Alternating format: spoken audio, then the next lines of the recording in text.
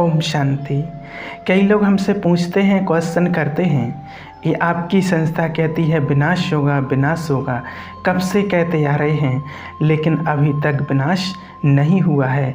कब होगा विनाश और कैसे होगा विनाश?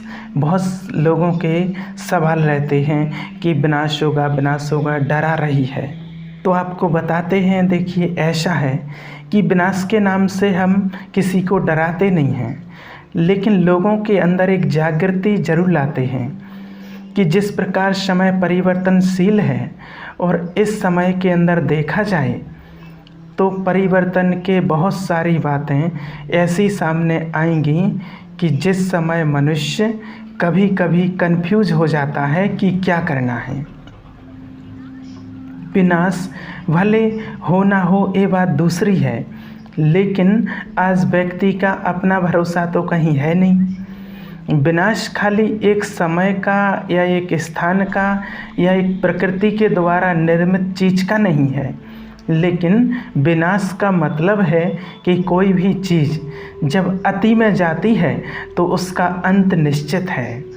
तो इसी तरह मनुष्य जीवन में भी जो आज मनुष्य बुरे कर्म कर रहा है उसका अंत होने का भी समय आ चुका है।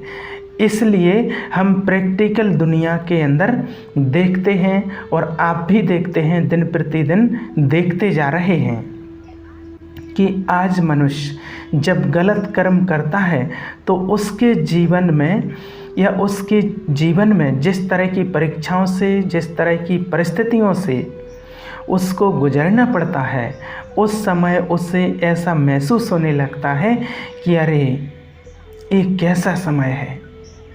उस समय उसे कभी कभी यही डर महसूस होता है कि कहीं इसमें हमारा अंत ना हो जाए।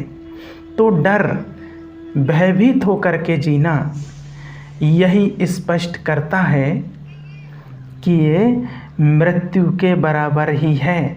जीने मरने के बीच में अगर व्यक्ति ऐसे झूल रहा है तो उसको तो यही कहेंगे ना कि आज या कभी भी कुछ भी हो सकता है, समय निश्चित नहीं है। ये समय ही ऐसा चल रहा है कि कभी भी कुछ भी हो सकता है।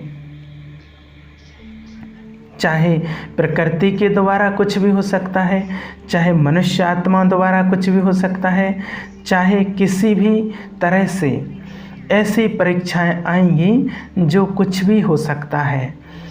और जब सुनामी आई थी तब लोगों ने सोचा था क्या? पता भी नहीं चला। आज मनुष्य के पास इतने भौतिक साधन हैं, उसके बाद एक सेकंड पहले भी किसी को पता नहीं चला और ना चलता है कि एक सेकंड के बाद क्या हो सकता है। किसी की मौत आती है तो एक सेकंड पहले उसको पता नहीं चलता है कि मौत आने वाली है। और भी ऐसे कई सारे हजारों उदाहरण हैं कि व्यक्ति के साथ कोई भी घटना घटित होती है, कोई भी घटना घटती है तो उसके एक सेकंड पहले व्यक्ति को पता नहीं होता है।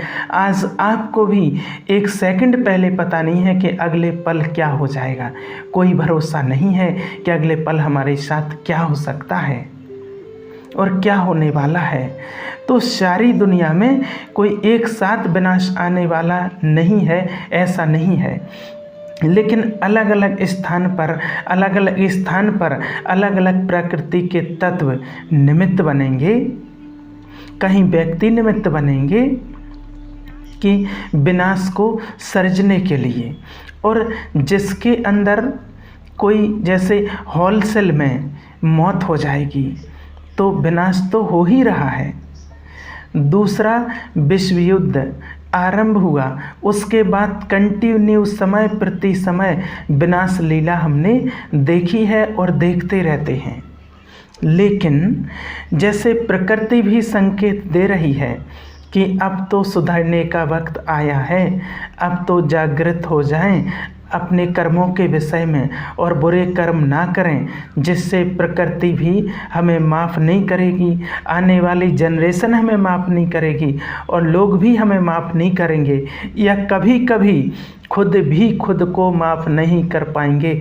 ऐसी स्थिति आ जाएगी तो इसको क्या कहेंगे तो विनाश के नाम से डरने की बात नहीं है।